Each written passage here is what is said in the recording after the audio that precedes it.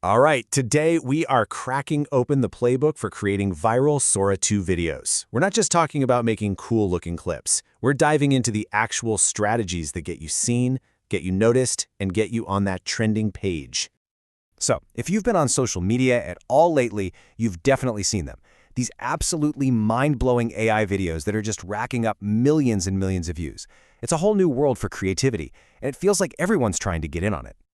But here's the thing, right? Making a really great video used to mean you needed a whole crew, all this expensive gear, and a budget that most of us just don't have. For most creators, that's always been the wall between a fantastic idea and the final video.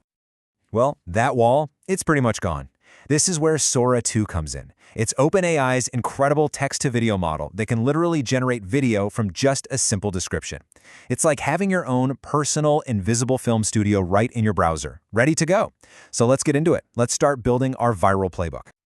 Okay, let's dive into Level 1, the trending formats. Look, before you go off and invent the next big thing, it pays to master what's already working. These are the concepts that are getting huge attention right now, which makes them the perfect place for you to start. First up, and this one is an absolute monster, is the police body cam footage trend. The psychology behind this is just brilliant. It's raw, it's shaky, it's unfiltered, and that makes it feel incredibly real. It's an instant scroll stopper because everyone's first thought is, wait a minute, is this real? And the craziest part, the prompt is so simple. You just start your prompt with police body cam footage of, and then you just fill in the blank. It could be a cat stealing a donut, a dog directing traffic, whatever. The contrast between that serious format and the silly or cute subject is what creates that viral magic. Okay, so from super realistic, we're going to jump to something completely different. Those hilarious 70s-style nostalgia ads. These videos lean hard into that grainy vintage look, and believe me, they are getting hundreds of thousands of views. They're funny, they're super unexpected, and they tap into this feeling of nostalgia, even for people who weren't even around in the 70s.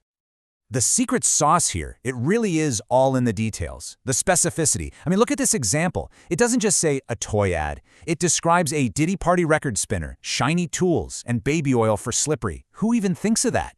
It's these rich, kind of weird details that give the AI exactly what it needs to create something totally unique and hilarious. All right, you've cleared level 1. You know what kind of videos are trending. Now it's time to level up to the how. This is the deeper strategy. This is where we take a good idea and we make it unforgettable by really mastering the art of the prompt.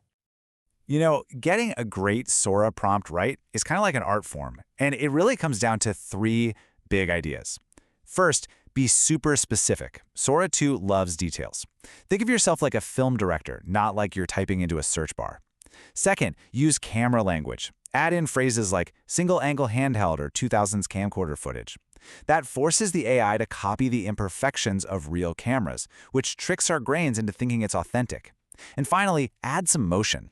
Something as simple as zooming in makes the shot feel more dynamic, like a real person's filming it.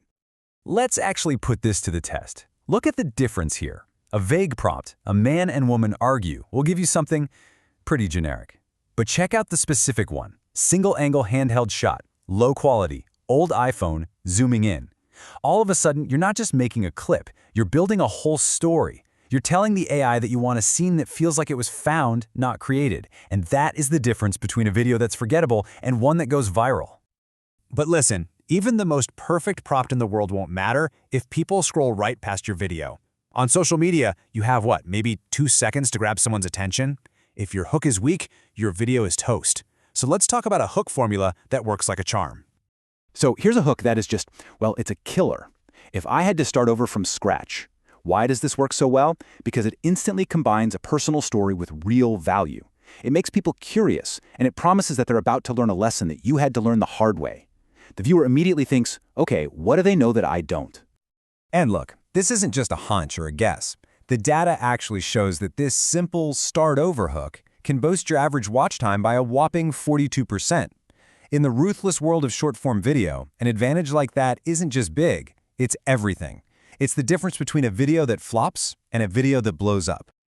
Okay, let's get to the final level, maybe the most important one. Level 3, playing by the rules.